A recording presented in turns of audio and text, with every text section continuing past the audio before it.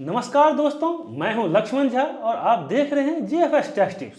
दोस्तों, अगर आपने नेशनल पेंशन सिस्टम एनपीएस में निवेश किया है या करने की सोच रहे हैं तो दिसंबर 2025 में पीएफआरडीए द्वारा जारी नए संशोधनों ने विड्रॉल रूल्स को काफ़ी बदल दिया है। सबसे बड़ा सवाल जो मेरे पास आता है कि पैसा कब निकाल सकते हैं और कितना निकाल सकते हैं। आज के इस वीडियो में हम एनपीएस के नए विथड्रॉल रूल्स को विस्तार से समझेंगे। हम बात करेंगे रिटायरमेंट पर अब कितना कैश निकाल सकते हैं, पार्शली विथड्रॉल की नई लिमिट क्या है, क्या एम्प्लॉयर का जमा पैसा निकाल सकते हैं और अगर 60 साल से पहले एग्जिट करना हो तो क्या शर्तें हैं। दोस्तों, नए नियमों पर बात करने से पहले एक जरूरी जानकारी। अगर आप एनपीएस में बिल्कुल नए हैं और सोच रहे हैं कि आखिर ये एनपीएस है क्या, इसमें इन्वेस्टमेंट कैसे शुरू करें या खाता कैसे खोलें, मैंने एनपीएस के बेसिक्स पर एक फुल डिटेल वीडियो पहले से ही बना रखा है जो हमारे चैनल पर उपलब्ध है। उस वीडियो में मैंने ए टू जेड पूरी जानकारी दी है। उसका लिंक मैंने नीचे डिस्क्रिप्शन और पिन कमेंट में दिया है। आप उस लिंक पर क्लिक करके पूरी डिटेल समझ सकते हैं। तो चलिए अब वापस आते हैं आज के बड़े अपडेट्स पर। सबसे पहले सबसे अच्छी खबर की बात करते हैं, मैच्योरिटी यानी जब आप 60 साल के हो जाएंगे।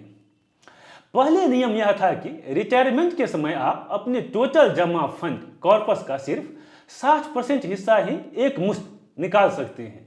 बाकी बचे 40% पैसे से आपको जबरदस्ती पेंशन प्लान खरीदना पड़ता था। लेकिन अब नए अपडेट्स के बाद खासकर private sectors non government subscriber के लिए यह लिमिट बढ़ा दी गई है।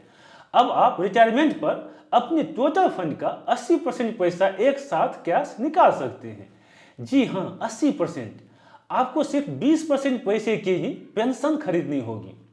मान लीजिए आपके फंड में 1 करोड़ जमा है। पहले आपको 60 लाख कैश मिलता था और 40 लाख की पेंशन लेनी पड़ती थी।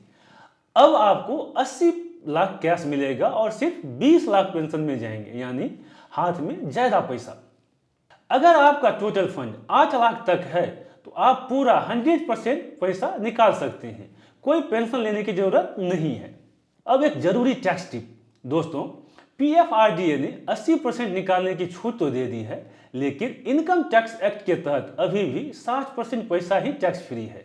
जो एक्स्ट्रा 20% आप निकालेंगे उस पर टैक्स लग सकता है। इसलिए विड्रॉल करते समय अपने सीए से सलाह जरूर लें। अब आते हैं दूसरे सबसे महत्वपूर्ण हिस्से पर, पार्शियल विथड्रॉल। यानी खाता बंद नहीं करना है, लेकिन बेटी की शादी है, घर बनाने के लिए पैसा चाहिए या इमरजेंसी के लिए बीच में कुछ पैसा चाहिए। यहाँ 3 बड़े बदलाव और शर्तें दिए गए हैं। पहला, कितनी बार निकाल सकते हैं। पहले आप पूरी नौकरी के दौरान 3 बार पैसा निकाल सकते थे, अब इसे बढ़ाकर 4 बार कर दिया गया है। लेकिन इसके साथ कुछ शर्तें हैं। क्या शर्तें हैं? निकासी, 2 निकासी के बीच कम से कम 4 साल का गैप होना चाहिए।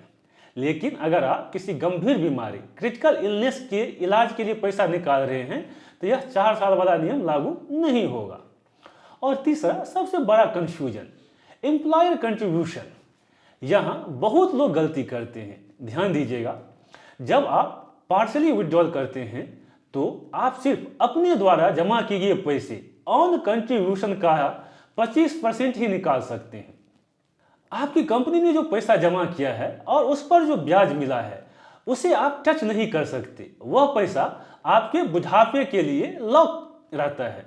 आप सिर्फ अपनी जेब से जमा की गई मूल रकम, प्रिंसिपल अमाउंट का 25% हिस्सा ही निकाल पाएंगे। अब बात करते हैं उन लोगों की जो 60 साल तक इंतजार नहीं करना चाहते हैं और बीच में ही एनपीएस बंद करना चाहते हैं। इसे कहते हैं प्री मैच्योर एग्जिट। इसमें पहले क्या था, 5 साल का लॉक इन, अब वो खत्म हो गया है। पहले ऑल सिटीजन्स मॉडल में खाता खोलने के बाद 5 साल तक आप इसे बंद नहीं कर सकते थे। अब वह 5 साल वाली शर्तें हटा दी गई है, आप कभी भी एग्जिट कर सकते हैं। लेकिन ठहरिए, क्या आपको एग्जिट करना चाहिए? नए नियम यहाँ बहुत सख्त है। अगर आप 60 साल से पहले एग्जिट करते हैं तो मैच्योरिटी वाला 80% कैश नियम उल्टा हो जाता है। यहाँ आपको अपने कुल फंड का 80% पैसा पेंशन में लगाना पड़ेगा और आपको हाथ में सिर्फ 20% ही मिलेगा। अब एम्प्लॉयर कंट्रीब्यूशन का क्या होगा? यहाँ एक अच्छी खबर है, जब आप प्री मैच्योर एग्जिट करते हैं तो एम्प्लॉयर कंट्रीब्यूशन भी जोड़ा जाता है।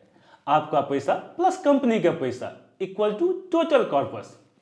लेकिन इस टोटल कॉर्पस का भी वही हाल होगा कि आप 80% की पेंशन और 20% कैश। इसलिए मेरी सलाह यह है कि जब तक बहुत मजबूरी ना हो प्री मैच्योर एग्जिट ना करें, क्योंकि आपका बड़ा हिस्सा पेंशन में लॉक हो जाएगा और हाथ में कैश कम आएगा। तो दोस्तों, अगर हम दिसंबर 2025 के इस अपडेट्स को समराइज करें, पहला, मैच्योरिटी जो 60 साल में होती है, अब 80% कैश निकाल सकते हैं मैच्योरिटी पे। दूसरा है पार्शियल विड्रॉल, अब 4 बार निकाल सकते हैं, जो कि पहले 3 बार था, लेकिन सिर्फ अपना पैसा, एम्प्लॉयर का नहीं। तीसरा है प्री मैच्योर एग्जिट, अब कभी भी कर सकते हैं, लेकिन 80% पैसा पेंशन में फंस जाएगा। एनपीएस अब पहले से ज्यादा फ्लेक्सिबल हो गया है, खासकर उन लोगों के लिए जो रिटायरमेंट पर बड़ा फंड हाथ में चाहते हैं। आपको यह अपडेट्स कैसा लगा? क्या 80% निकासी वाली बात ने आपको खुश किया? नीचे कमेंट करके जरूर बताएं। अगर आपके मन में टैक्स या एनपीएस से जुड़ा कोई और सवाल है तो कमेंट्स में लिखें। आपको यह जानकारी उपयोगी लगी तो वीडियो को लाइक करें, शेयर करें और चैनल को सब्सक्राइब करना ना भूलें। मैं हूं लक्ष्मण झा, फिर मिलेंगे अगली वीडियो में। जय हिंद।